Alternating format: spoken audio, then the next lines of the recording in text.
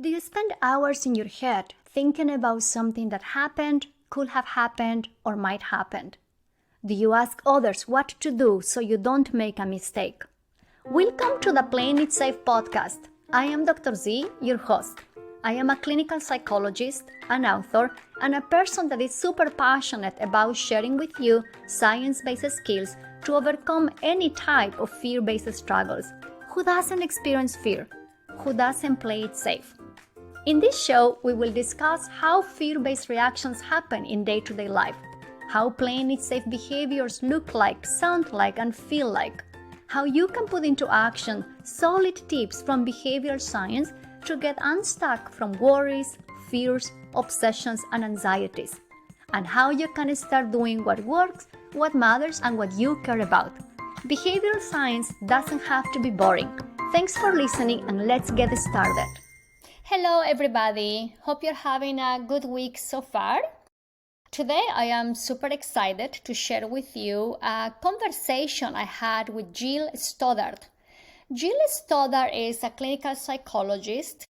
She's a TEDx speaker and she's the author of 2 books. Her first book is called The Big Book of ACT Metaphors, and it's a book written for clinicians.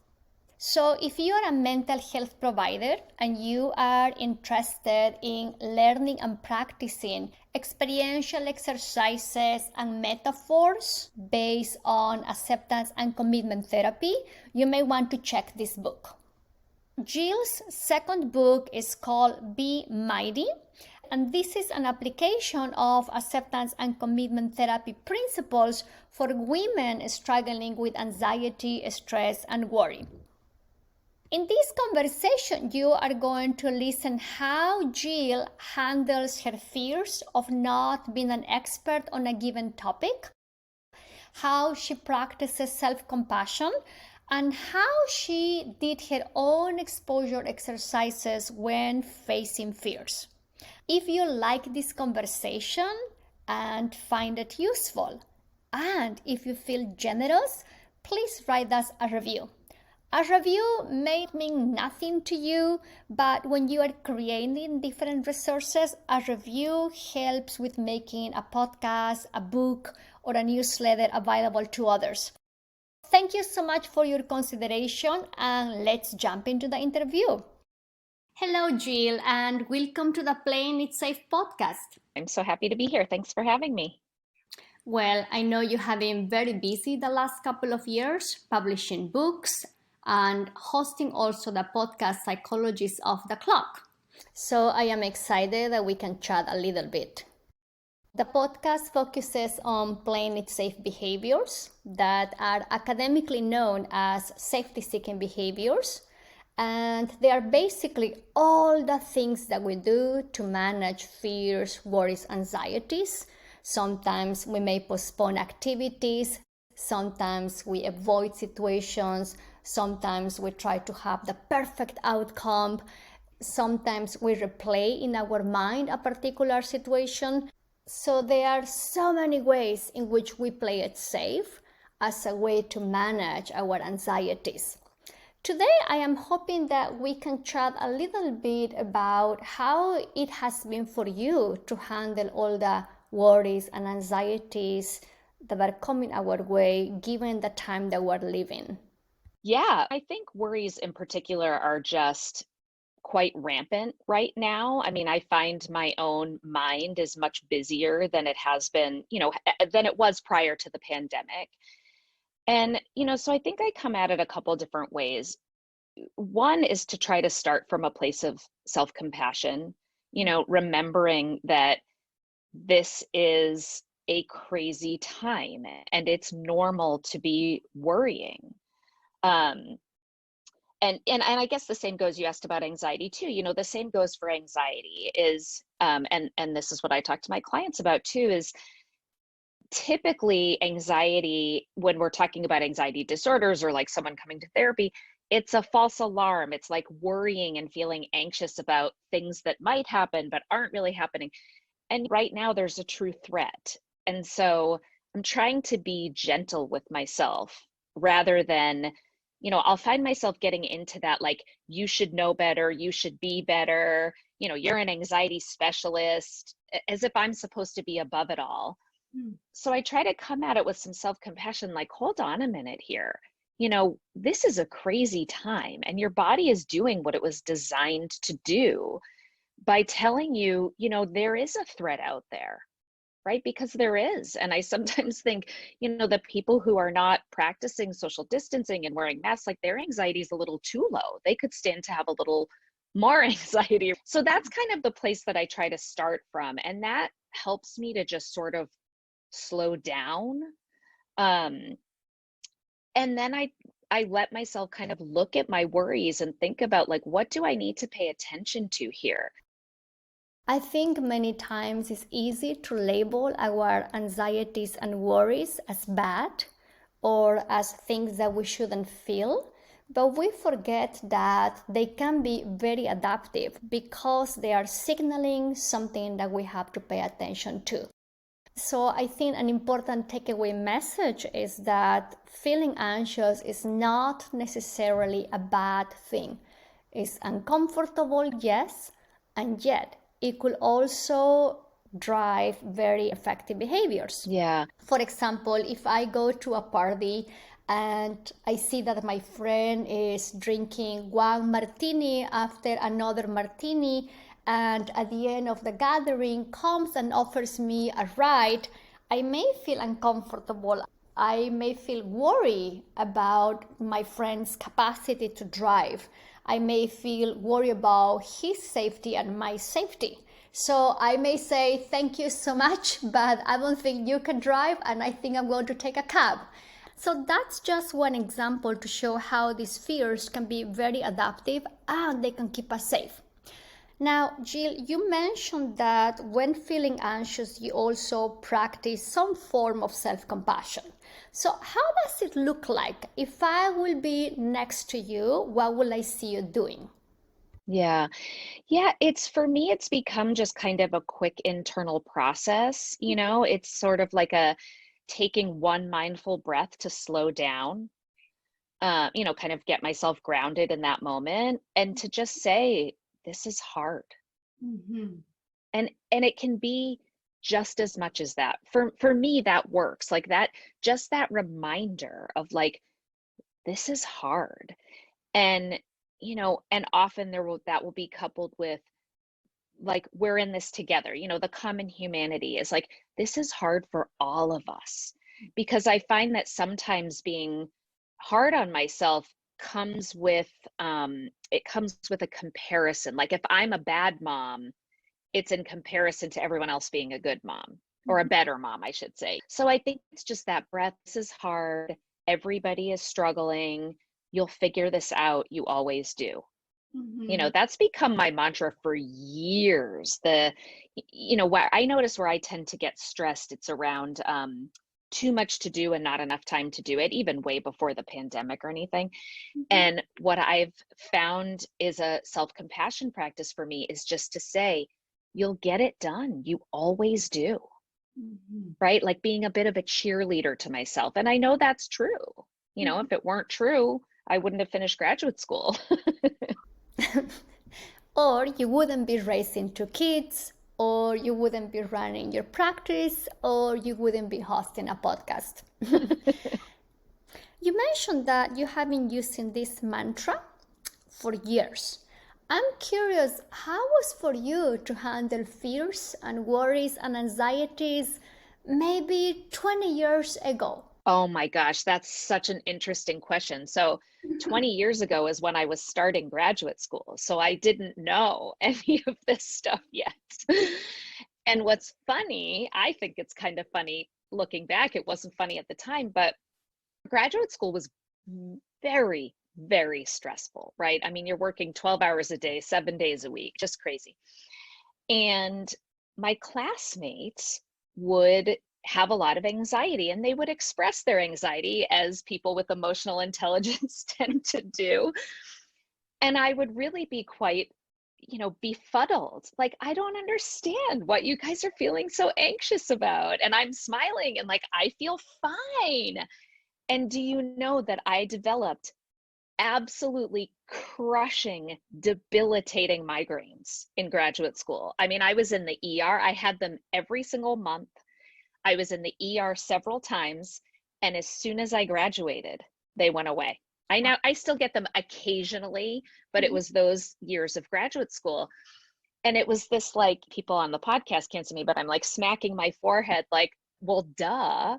So I was handling all of my emotion, not just anxiety, but like all the difficult stuff that shows up by completely shoving it down and pushing it down. And my body was saying, yeah, no, it doesn't work that way. It's going to find a way out one way or the other.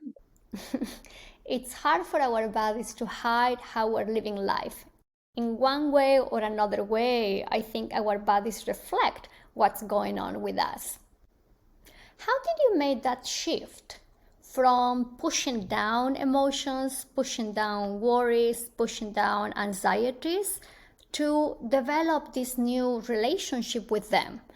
At the beginning of our conversation, you mentioned that these days you check what you're feeling, you check what you have to pay attention to. So how was that shift from pushing down, from suppressing, to noticing? How did it happen? I mean, I think it's been an ongoing process of unfolding. And in graduate school, my training was very heavy cognitive behavioral therapy training, and then shifted over time to more ACT. But at the time when I first started learning exposure, I had this thought, if I'm going to be asking clients to do the hardest thing, to face their biggest fears, I have to be willing to do the same. And the very first thing I did was, a classmate and I had a significant fear of, oh gosh, what are they called? Ferris wheels, Ferris wheels. Okay. And it, I mean, it didn't interfere with my life. You can live a perfectly functional life without Ferris wheels in it. But I had a significant fear because I had a bad, scary experience when I was 3 or 4 years old and never went on another one again. And so my classmate, Gabi, and I took a trip. Our graduate school was in Boston, and we took a trip to the Six Flags in Massachusetts. Wow. And we did an exposure together, and I got on that dang Ferris wheel. Wow. And the anticipatory anxiety was very, very high. And then the minute we got on there and started going, I was like, oh, well, this is boring. All of that, all of those thoughts and predictions and assumptions, and just that learning history of fear just went right out the window. And I think that was a real turning point for me, so that I really started to approach not just these kinds of phobic things, which I also did. I have an issue with other people's feet, so I did some foot exposures. I have issues with scary movies, so I did some scary movie exposures. But just in general, trying to learn to step out of my comfort zone and approach things, even when they feel scary, especially, in the case of the Ferris wheel, it's not like it's so important to me to be able to be on Ferris wheels. But as I evolved over time and learned more about acceptance and commitment therapy, it really did become about, like, what matters to me and what kind of person do I want to be and what kind of life do I want. And that means approaching things, that are scary because they matter. It's all about exposures, right? It's all about facing our fears. Did you have anyone coaching you on how to do those exposures, or was that because of the training? Yeah, actually, it was mostly my classmates. We were all learning these things together, and we were all going through a really hard time together. In fact, that's probably where I first learned common humanity without having a name for it at the time. That going through a really difficult experience together bonded us. And so it was my friend and classmate Gabi that went to the Ferris wheel with me. I did my foot exposures with my very good friend, Antsy. I did my scary movie exposures with my now husband, who was not my husband at the time, but my now husband. And also some of my classmates. A few of us went to go see The Ring, and that was my first scary movie in a theater. They had all just been at home before that.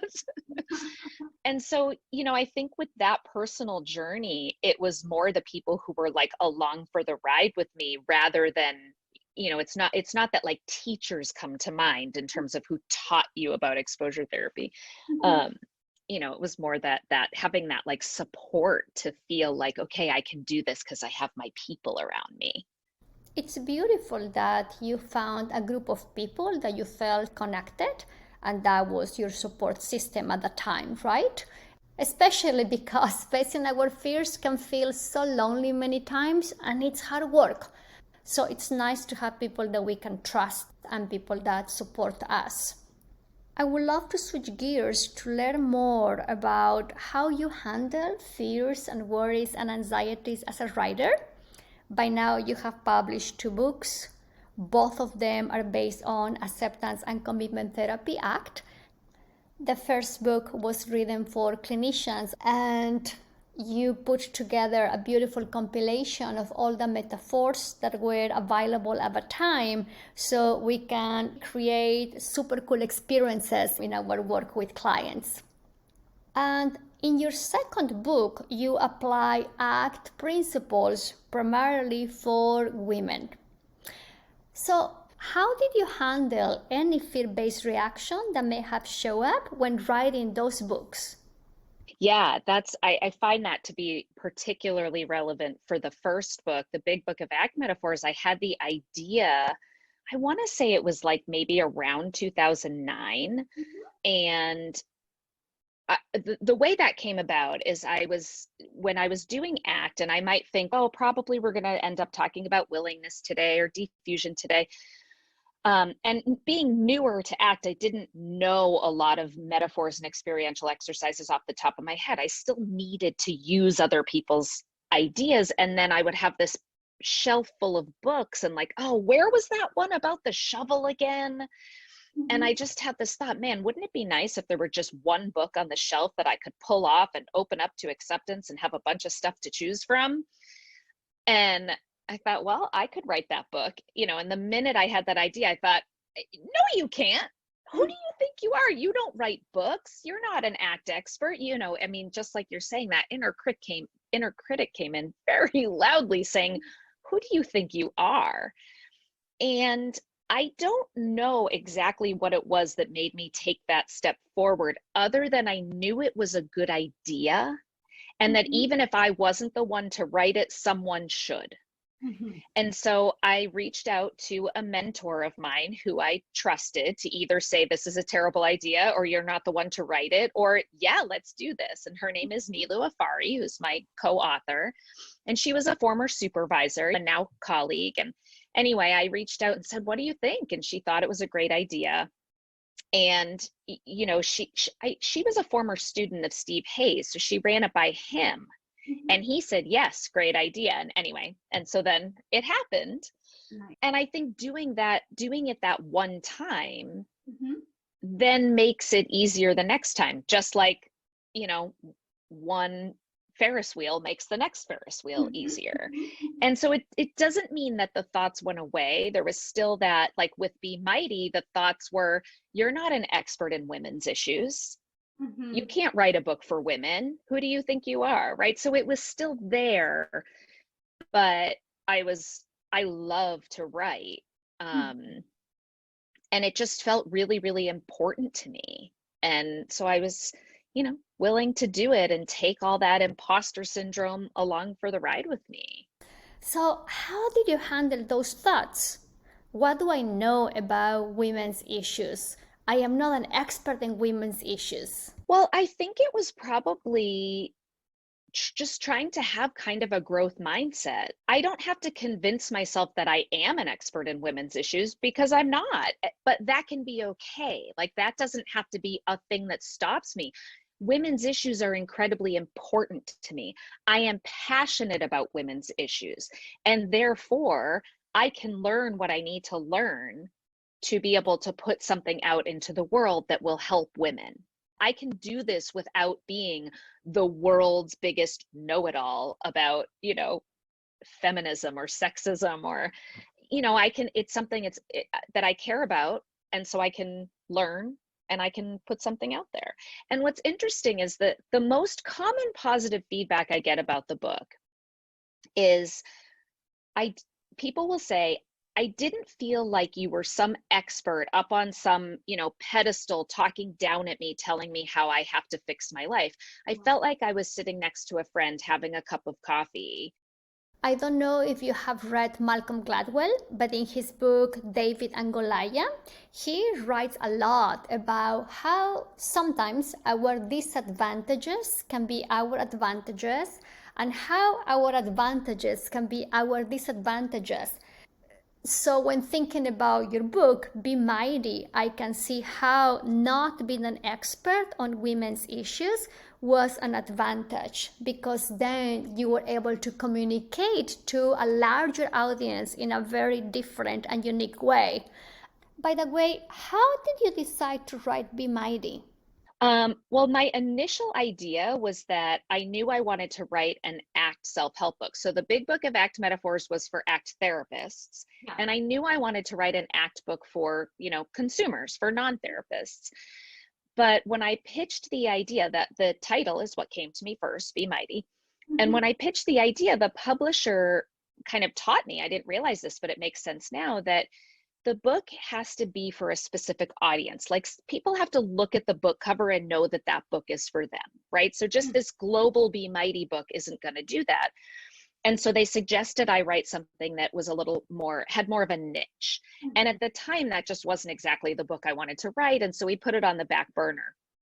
I didn't want to force it. I wanted it to come naturally. There's new stuff coming out all the time.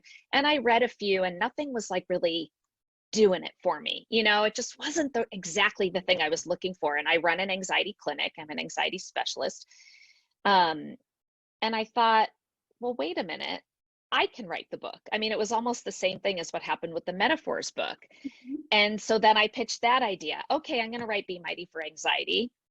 They said, yes, let's do it. And then another book that felt a little similar came out. And I talked to Catherine, my editor, and said, is this bad timing? Is this too similar? And it was her idea. She actually said, well, I was thinking about doing it for women. Mm-hmm. And I swear I got goosebumps from head to toe. It was like the skies opened, and I'm getting choked up just remembering it right now. And I said, yes, like, this is it. Like, this is the book that I was meant to write. I just didn't know it. And when I had the idea for Be Mighty 3 years before that, that wasn't the right time to write that book, right? Mm-hmm. And over that course of 3 to 4 years, the whole political climate changed, Time's Up and Me Too happened. There was just a lot of stuff going on that made me start to feel more and more passionate about women's issues, and recognizing that women are diagnosed with anxiety at double the rates of men.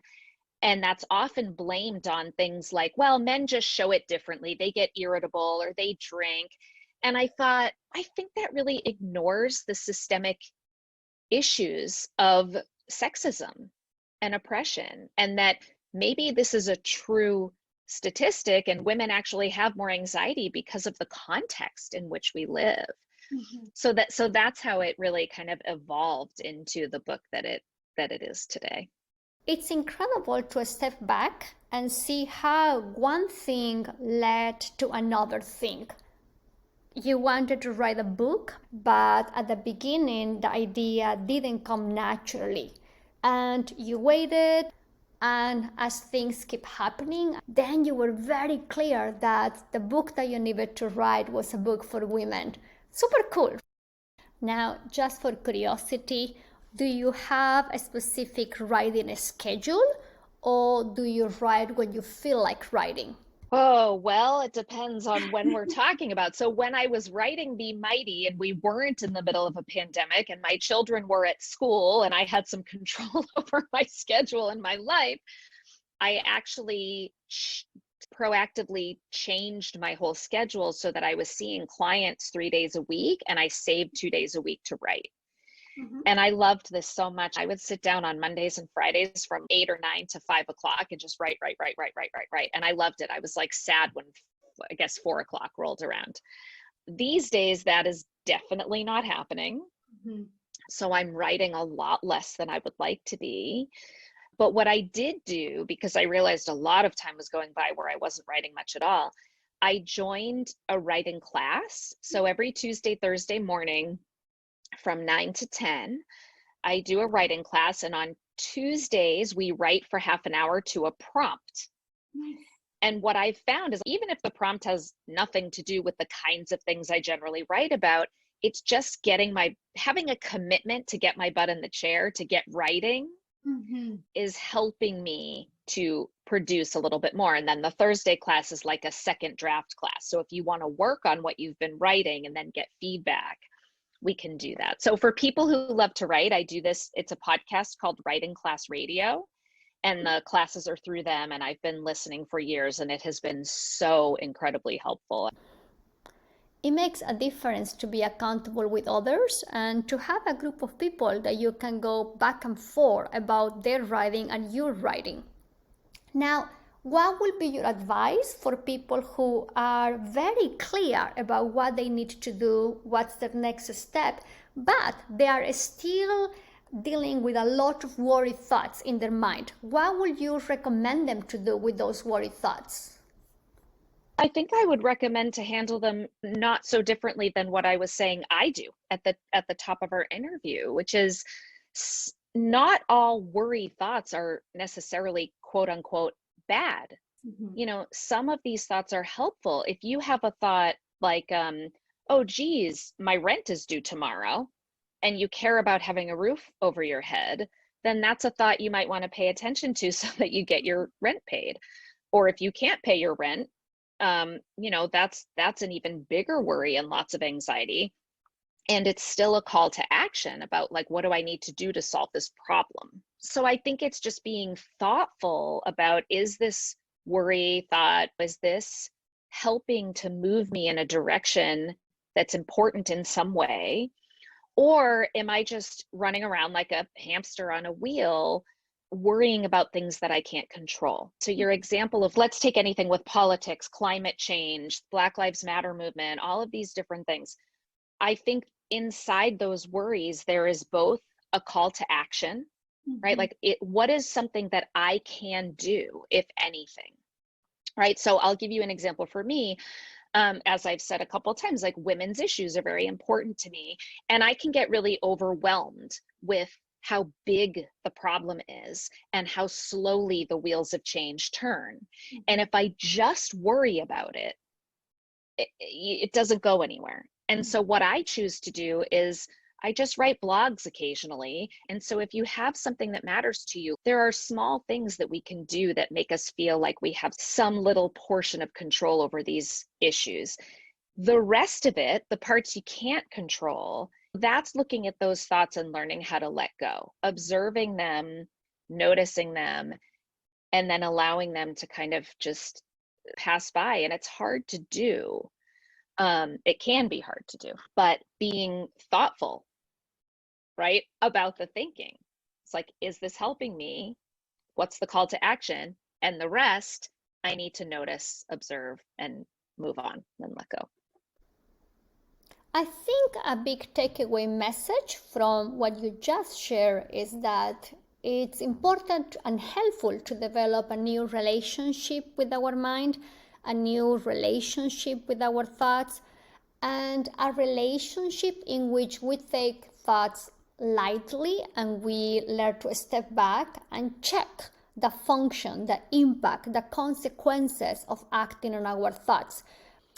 We're running out of time, so I have one last question. If you were to have a cup of coffee or tea with any person you want today, who will that person be and why? Oh my gosh, that's such a big question. And you know what? The name came to me instantly. And now I feel like I need to think about it more. But the first name that came to me, Oprah. Oprah has always been my hero. I look at her, you know, when I think about my own values, I think about Oprah and how, at least based on the parts of her story I know, she has overcome, you know, abuse, sexism, racism, poverty. I mean, you name it, she's had the biggest obstacles thrown her way. They have never stopped her. she uses her powers for good, at least as far as I can tell. And, she has struggled very publicly with her weight, but has also not let that stop her. So that's something that feels, personal to me. And so I really look up to her and admire her. And if I could, I think if I sat down and had a cup of coffee with her, I'd be so stunned and starstruck, I would be mute. So it probably wouldn't be the most fun coffee date, but she's the person that I would probably most like to meet in person. I love it. I love it. Oprah is certainly an incredible woman. Jill, thank you so much for chatting with me. Thank you so much for sharing how you handle worries, fears, and anxieties. And thank you for sharing the behind the scenes of your writing process. Super cool to hear that from you. I hope we can chat again soon. I would love to. It was my pleasure. I love chatting with you. Thanks so much for having me. Thanks for listening. If you like this episode, I will very much appreciate it if you will subscribe and share this podcast with your friends. And if you're feeling extra generous, I welcome a review on Apple Podcasts. Show notes of this episode are in the website playingitsafe.zone. Make sure to subscribe to my newsletter so you can receive more tips to stop all types of unworkable playing it safe actions. See you soon!